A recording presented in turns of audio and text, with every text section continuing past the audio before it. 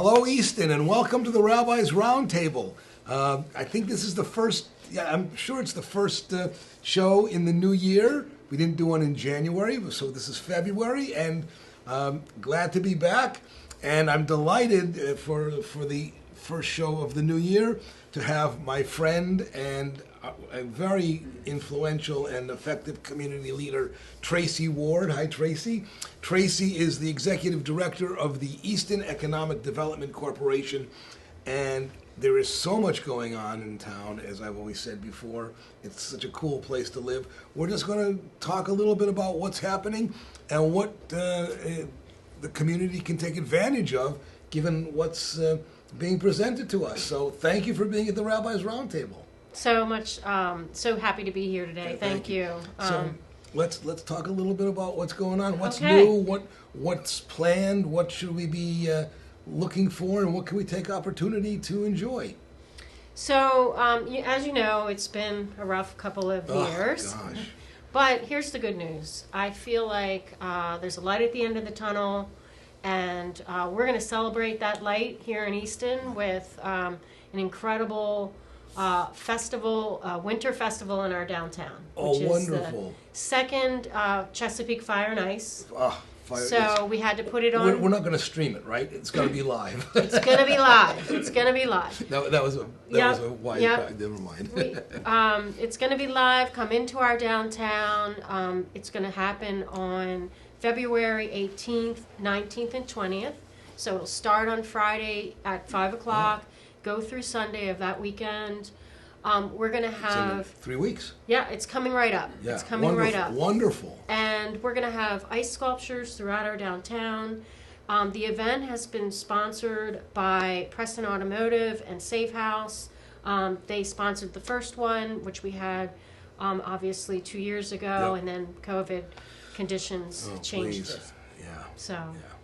So we're excited. It's going to be a little different. We're not going to have any street closures this time. So it probably will be a little bit pared down in that sense. But we're going to have musicians throughout downtown. So we'll have multiple acts playing. We'll have live carvings and opportunities for people to engage with the ice sculptures in various ways. Wonderful. And it was publicized online. And Yes, you can go to our website, www.eastonedc.com, and you'll be able to go to our events and just click right on Chesapeake Fire and Ice and get all the details. You know, again, COVID notwithstanding it, the first one was very successful. Oh, it was incredibly successful. And I know lots of us are looking forward to this next one for a multiplicity of reasons. A, that sort of is a statement that the past is getting behind us, please God, and you know, Help us out. yeah, I'll do my best. So that's exciting, and again, something to look forward to. That's creative and interesting and engaging. Yeah. Which we need now, I think. Oh, we do. We really do. We're all, I mean, we've had some really cold weather. We've been stuck in our homes. Yep. We have, all of last year to sort of still get over. The other things coming up right past that is the St. Patty's Day celebrations. So, again, we're going to be doing them this year. We're already planning the parade, so sign-ups for that are going to be going live on our website later this week. That will be March 17th. It's a Thursday in the 5 o'clock. And we'll also have the potato races, which is a tradition. Excellent. Yeah, that's a lot of fun. Yeah, that is always a crazy scene. And I think now more than ever, people are really looking forward to. Just to say we have a break with what was the past, the immediate past. Mm-hmm. Other things, anything? Just a message from the mayor. So we'd like to tell people when there are things going on around town that might impede your movement. So we have street repairs and cleanings going on Goldsboro on Goldsboro Street. And so just if you see it's closed off, that's what's going on. This is much needed repairs. Yeah, don't get mad. It really is needed. Right, right. It's a small town. We don't have a traffic problem here, Right. but occasionally you might see a backup. Although So- I have to tell you, the traffic now compared to when I first moved here, Is more. it's night and day. I mean, people think that Easton is this little dot on the map. It's not. It's growing. It is growing. It's engaging. It's exciting. I don't look at that as a negative. I see it as a sign of really positive. We're healthy. And you, yes, we're healthy. And you know from your position Yeah. as in the EEDC, all those things are really, really very cool and important.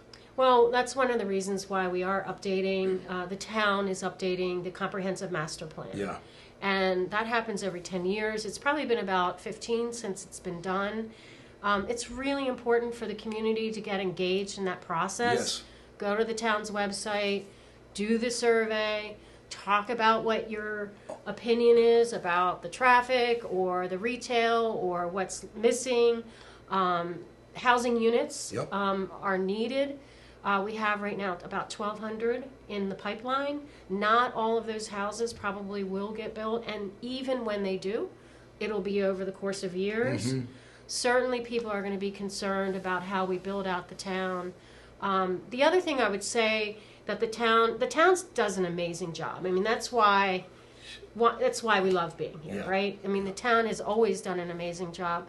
One of the things that I think that they do particularly well now is looking at ways to extend that bike trail and extend safe ways for people to get around, putting in new sidewalks where there were none. Yep. This will keep traffic off the roads as we invest this way. That and you know, there's always a tension and a tug of war between progress and maintaining a concern for the environment. I think we do that really very well. Absolutely. And I think from what knowing the leadership as I do, there's a real commitment to both. Yes. And you know, Yes. and that creates a discussion, which is good for. And I would urge all of our citizens to go to the website and look Yes, what's going please on. do. And there's going to be opportunities for them to come to meetings as Yes, well. and have a say. Even if you don't get your way, you at least have had a chance to express your opinion and let That's people right. hear what's going on. Absolutely. No, that's very exciting. In terms of EEDC, the Easton Economic Development Corporation, anything specific that we should be aware of and that you want the community to know about? Sure. The EEDC, we are in our planning stages for what we're going to be doing for the community this year. Obviously, we're in it. We're doing it. But our board's going to be doing a retreat. After that retreat, we're going to have a strategic plan. We're going to be sharing that with the community. We invite the community to get engaged with us. We have incredible committees working on all these different issues. Yeah. And more we're finding wonderful volunteers from the community that they want to be a part of something. They want to give back. They have incredible skills. Yes. And here's a community that they believe in. And so we're welcoming them in, and we're giving them great projects to work on, and we encourage more of that. Well, you know where I stand. I think you and as the director, and Natalie's and Lance and Holly, and Holly was here. our downtown director. You know, it's the sign that we live in a vibrant, active, participatory community. Yeah. And we're fortunate, and I hope people will take advantage of what that means and what that brings to them. I think they will, and I think they already are, and we're building that infrastructure so that more can be engaged. Yep. Anything else you want to share with us? I'm just going to make a shout out for Stews and Brews, which is Easton Volunteer Fire Department event. We're going to talk about that in a minute, too. So I think you're going to get more into that, but that's the same day as, and the same weekend, rather, as the Fire and Ice on that Saturday. So be sure to go to both, and just mark it on your calendar and set it aside. Maybe I should make a big pot of beef stew. No, never mind. We'll talk about that. I would be getting some of it if you did. We've been talking with the director of the Easton Economic Development Corporation, my friend Tracy Ward. We appreciate your time and sharing not only your insights, but what you guys are working on to make our community even stronger than it is. So thank you very much for being here. Thank you. You will be back. Okay, thank you so much for the opportunity. Tracy. And we will be back, Easton, in a moment.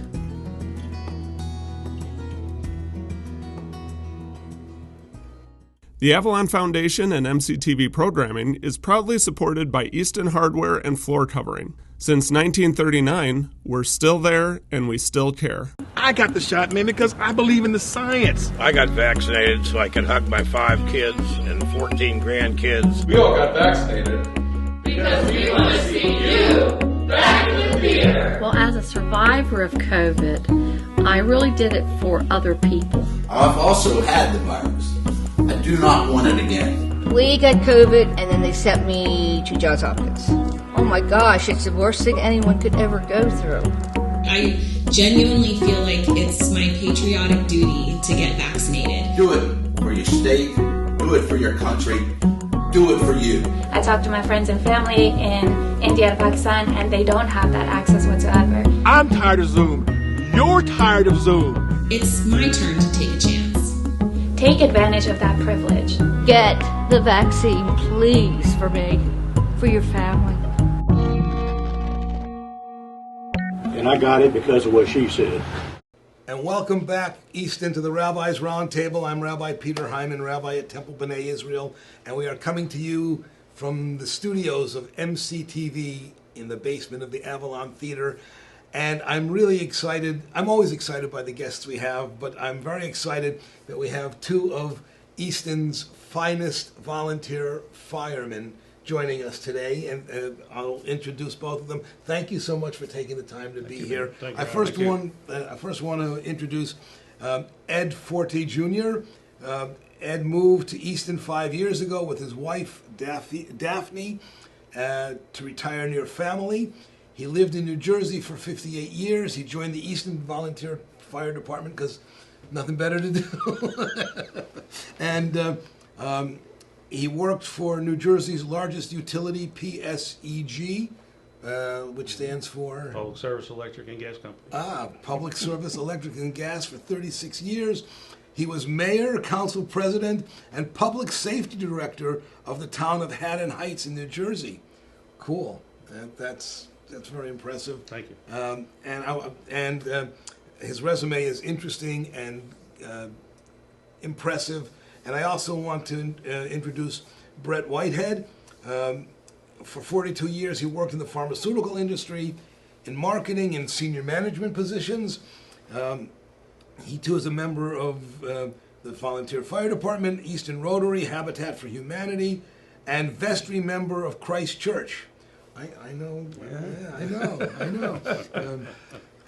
He's married to Susan Tiffany, 4 children, 5 grandchildren, and a citizen of Easton for 21 years. Gentlemen, thank you for being here at the Rabbi's Roundtable. There's lots to talk about. The first thing I want to ask is, tell us how the volunteer fire department works, and give us some insights and thoughts about that. Yeah. So we're 100% volunteer. A lot of people think that for a large community that we have paid personnel on staff, and we don't. So the majority of the things that we do are generated by fundraising. Yes. So we try to be self-sufficient as much as we can, but we do get some help from the town and the county to keep our fire department going. We have about 100 firefighters. A lot of them, half of them are life members, but the majority of them are in gear and run calls every day. Given where my office is, yes, I see you guys go by all the time. Right. It's really amazing. You guys are busy. Last year we did over 1,100 calls. Yeah. Gee, and you're in a very busy corridor where the temple is. Yeah, absolutely. Motor vehicle collisions there all the time. Correct. I know. It's frightening, actually. Yes. And I've actually wanted a light at that intersection. We've had several people write. We're working on it. I don't know if it'll ever come, but anyway, that's a different issue. 1,100 calls. Yes. That's actually stunning. I don't know if anybody realizes how busy that is. Motor vehicle accidents, medical emergencies. We assist other towns in the county with mutual aid agreements. So we do stay very busy. We have 2 houses. We have a house on the other side of 50, and we have a house closer to the downtown. So that keeps us busy. And we'll talk about this in a minute. But there's the plans for an educational training center. Right. Training center, correct. Talk a little bit about the education. That if I wanted to become a volunteer fireman, what do I do? Sure. I mean, being the elder man here as far as the firefighters are concerned, when you become join the fire department, and you can be as young as 16 and join the fire department, but you're actually considered a cadet then. But in my particular case, at 67 years old, I decided I was retired and didn't have anything to do, so I decided to join the fire department. And part of that, being a firefighter, is you have to go to what they call Firefighter 1. And that'll tie back in a little bit to the training that we do as far as what we're trying to do with our training center. However, you have to spend over 100 hours commuting back and forth between here and Centerville, where you get hands-on experience as far as firefighting. There's a lot of textbook, and there's a lot of what we call practical as well, where you learn obviously everything from your gear to your breathing apparatus to fire procedures to rescue, everything. I don't think I wasn't. That's interesting. Right. Textbook work. I'm not surprised, but that's interesting. Absolutely. It's not just take a hose and squirt on the water. You do not. And most of the learning, we should say, comes beyond the training, if you will. In the classroom, it's learning from people like Ed and other firefighters as far as the practical is concerned. And I think Ed said something interesting, which is most people think we go out and just put out fires, but Ed clearly said we probably spend, and you commented on it, a tremendous amount of time on everything from motor vehicle collisions to assisting our paramedics to residential and commercial alarms that traditionally go off at about 2:30 in the morning. So it's, sorry for the last one. But there's always activity with us, and the assistance with the other fire departments within the county is also critical to our success. Sure, and the fact that it's totally volunteer. How do you find the contributions? Are people recognizing the importance and responding appropriately? Sure, we do a fund drive letter out to the town. I know, and it's well received by the town's residents. They understand what's needed to run a fire department for the most part. But again, like there's people there that if we were a paid department, the considerable cost that would be to the town would be astronomical. Sure, in terms of staffing and so continued training and retention of the people that we have is crucial to maintain a good fire department. And part of that is our next topic, is what we're going to talk about, is what we're doing is we're going to build a fire training center here in town. Please, with the help of the town, donated some property by the airport area. And we're going to create a fire training center that could be utilized by our town and by the rest of the fire departments in the county, and it'll create a regional training area. Oh, wonderful! Regional training. It'll be for the people that need the daily training, the OJT, on the job training, which we need to do constantly. We do it weekly, so that it keeps us busy, keeps our minds sharp. If they always talk about muscle memory. Yeah, it's constantly putting your gear on. It's constantly doing something so that you don't have to think about it. You continually train on it and to make it happen.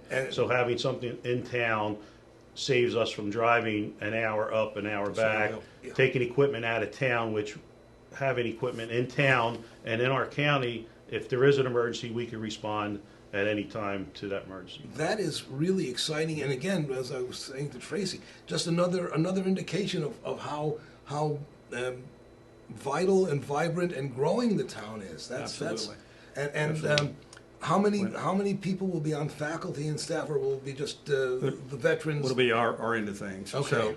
So there still will be, obviously, the State of Maryland, University of Maryland, what they call MIFRI, M-I-F-R-I. Yeah. And that's in Centerville, which Ed has referenced. And that will obviously still exist, and that's where entry firefighters will go, and you can continue to take advanced classes. Officers take classes there. There's ongoing training there. We're not interfering with that at all. What this is going to be is what Ed clearly pointed out, as far as enhancing our skills, making sure that we're sharp, making sure that any new techniques are learned. We'll eventually have to get, obviously, other people to help us with this process. You mentioned fundraising before. We're really kind of dependent on donations. Obviously, the town helps us with a lot, but we're dependent on donations not only from the day-to-day, but when we get into a project like this training center, that's when donations kind of go to the next level, if you will. It's a tremendous expense to put this facility together. Put all the town has been very generous as far as helping us with the property and getting that started. But at the end of the day, we're going to have to fund that ourselves when we build this facility. And you'll come back and we can talk about that and more. Absolutely. And the location, this is going to be by the airport. Right by the airport, Mistletoe Drive. Oh, I know exactly where it is. So we'll be on Mistletoe Drive. If you go to the end of Mistletoe and kind of follow it around by the airport, we have 2.7 acres there. Wow. That is literally next to the airport. And we have already done our engineering plans. They've all been developed, and I think it was reported by Rowell Engineering. Yeah. Did all that for us. We're working with local contractors, and we're very excited about getting this project started. This again, this is new to me. I knew something was going on. This is really exciting. Again, it solidifies the town as serious. So a little bit about our fundraising. Yes. So initially, we're in the process of exhausting grant monies from the state, the federal government, and the county. And the town's already assisted us with the property, and we're working on that. But we want to make sure that whatever available monies are there that we can bring into the town before we actually go out and ask Joe Citizen to give us a $10 or $50 donation for the facility, that we can bring in the monies from the government side of the house. Sure. And then hopefully the balance of what we need to bring in. And most of those grants are matching grants, where if the government gives you $1 million, you got to put up $1 million. So at the end of the day, we hope to accomplish that, real soon. Sure. Working on that. What's the total budget for the project? $4 million. $4 million. Right. Okay. And we would welcome the opportunity to come back at the Rabbi's Roundtable and give you guys progress reports on how you we're don't have proceeding. to ask me twice. We will do that. Absolutely. We'll be in touch, and you let me know, or just give me a buzz. Absolutely. when you're ready to report, and we'll do that. Again, I think this is important, and you can always talk to Tracy too. She'll let us know, and this is. And some progress of the development will probably be posted on the website of the Easton Volunteer Fire Department. Oh, good. .org. Go on our website and you can look at that. And we're hopefully at some point that we'll even have a donate. Right. Donate part of that, where you just site. click it and and you can donate directly to the 501c3, which will be established for the training center. I think this is wonderful. Again. That's why I love Easton. Seriously. That's why we all do here. Yeah, this is important. Thank you very much for sharing this great news, new news, exciting news. I just know building projects are not easy. Correct.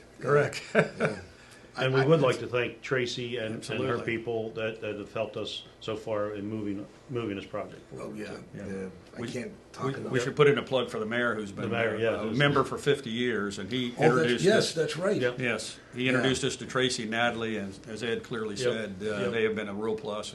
You have been a plus as far as allowing us to speak to the populace and tell folks what we do as a fire department. Well, I'm glad to be able to do this. As people know, I love the Rabbi's Roundtable. It's obviously it's a real fun thing to do, and it allows me to meet people and connect with folk that are really important to our community, as you guys are. And you will be back, because I want to continue this. This is exciting and important stuff, and I do think you're right.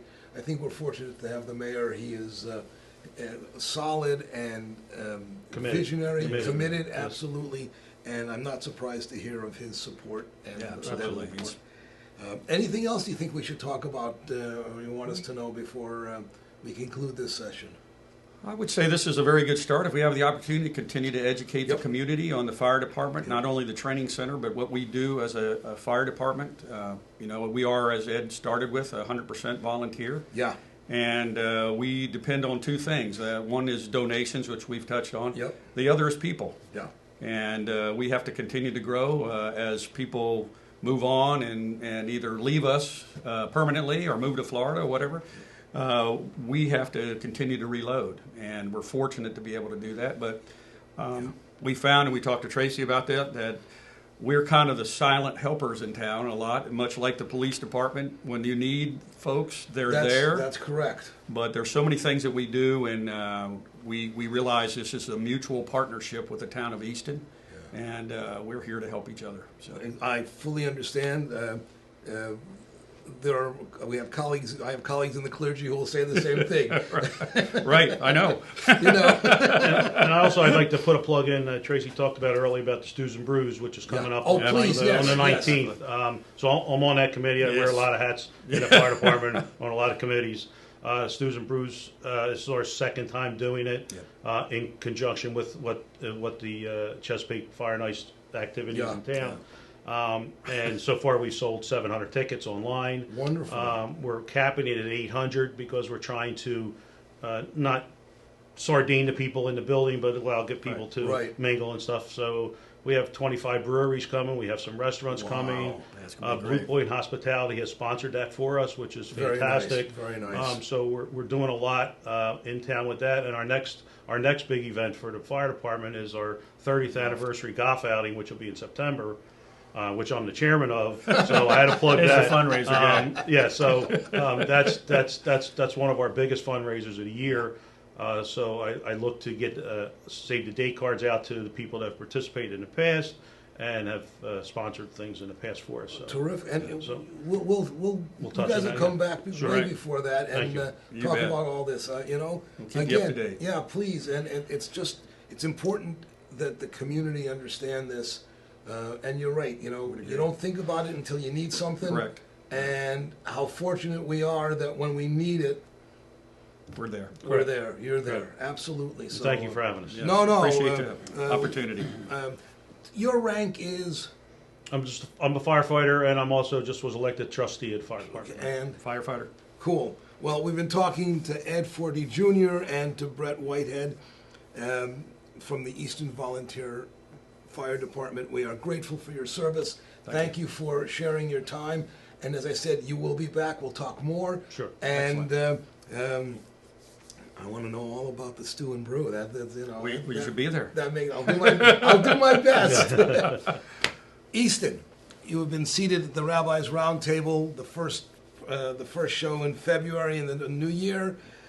We will see you next time on the Rabbi's Roundtable.